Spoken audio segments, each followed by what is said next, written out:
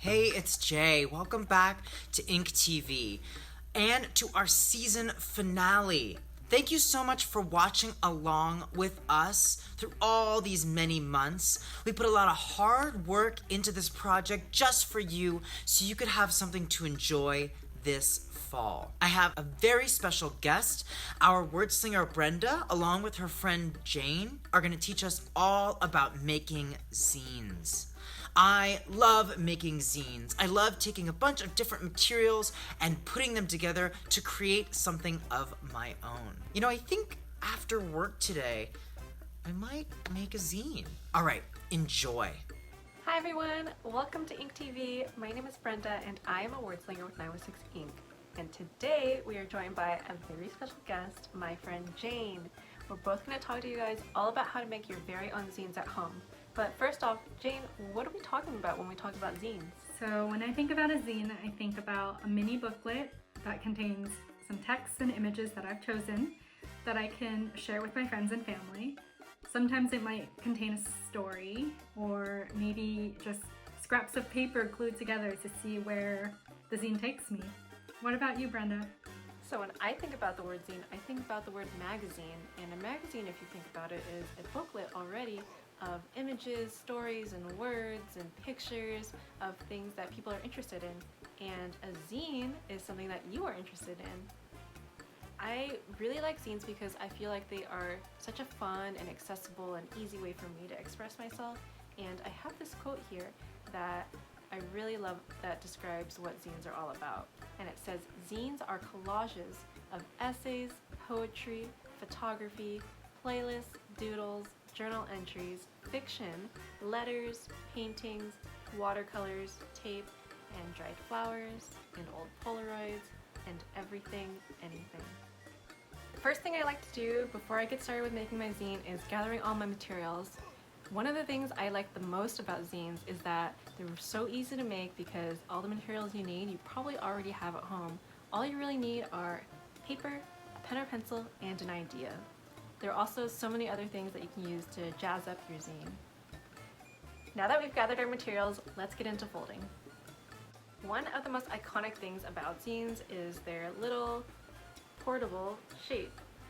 You've probably seen this before. It's like this little 8-page booklet that looks a little like this, but honestly zines can come in so many different shapes and sizes. I will show you one of the simplest ways to make a zine of your own today. Go ahead and grab any sheet of paper that you have lying around.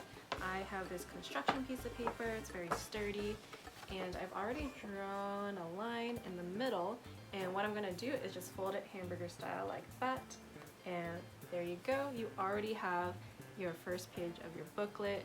You can cut it down the middle to make 2 pages, or you can stack another piece of paper folded just like this and you already have a zine. However, if you want even more pages or a smaller size, you can go ahead and fold it hamburger style one more time, and bam, you've got 4 pages now.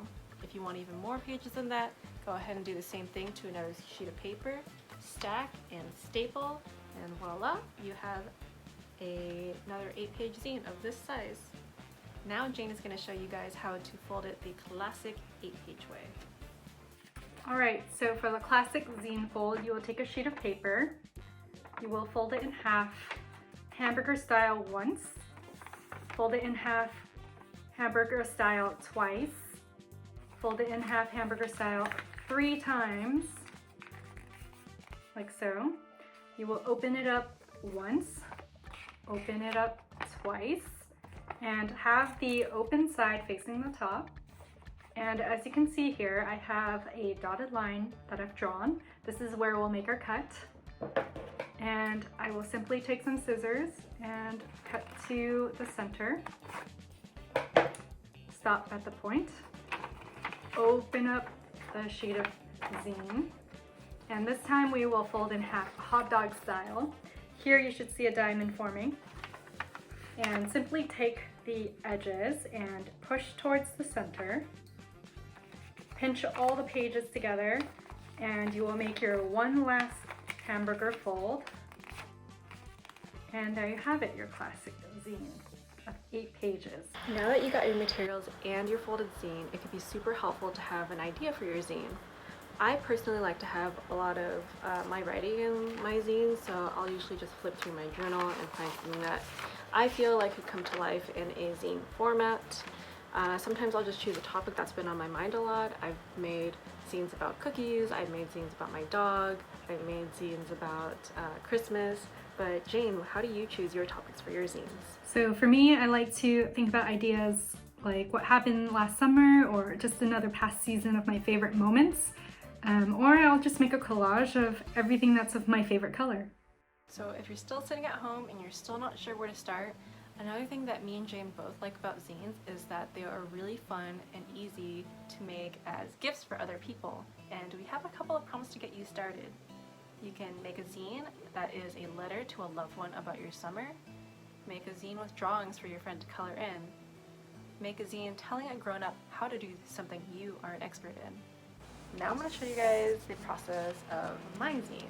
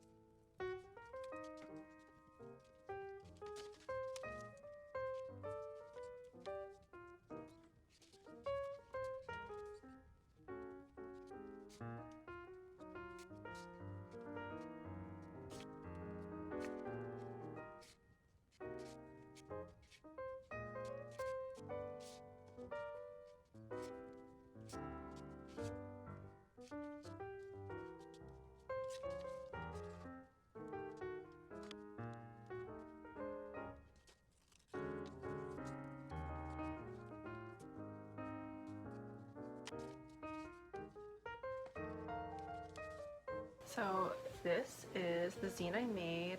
It says reminders, and the idea that I had for this was that I wanted to remind myself and remind my friend that I'm going to send this to about all the things that make them special and all the things that make them really awesome.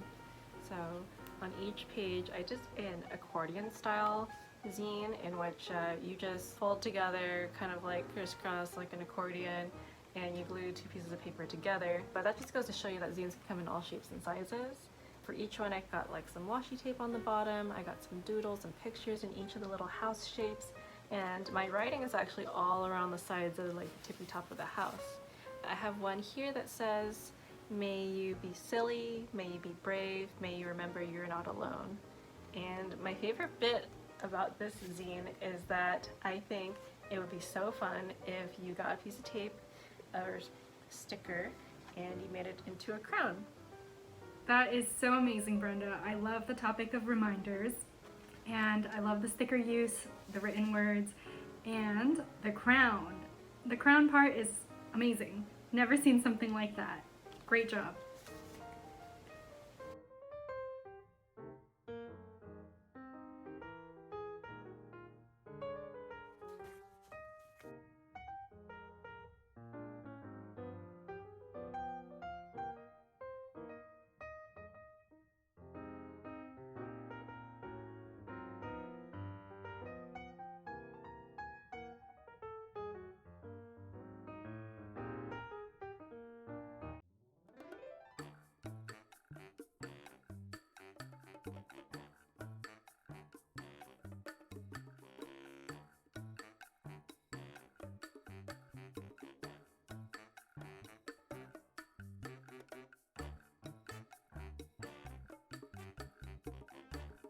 So here's my zine, and it is a letter zine to my friend Star. So it says, Dear Star, these are the things that I did over the summer. And on each page I've just written a sentence or two, and I've included some stickers, collages, and tape. Over here I have done some drawings that I've colored in, and some more pages of stickers and collages, and at the end I wrote a little question here to ask my friend how her summer went. There's my zine. Wow, Jane, thank you so much for sharing that. I really love the idea of a zine that is also a letter, like that stamp on the cover is awesome.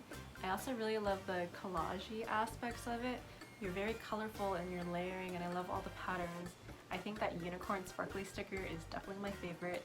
And the biggest thing I really liked about your zine is that at the very end you have that little thing for Star at the end, asking her what she did her summer.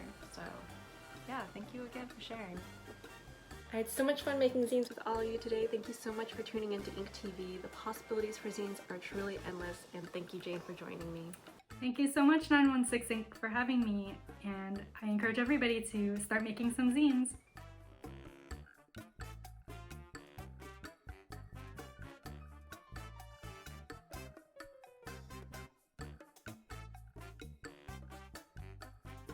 Thank you so much for watching this season 2 of Ink TV. Have an incredible winter break, and we'll see you next year.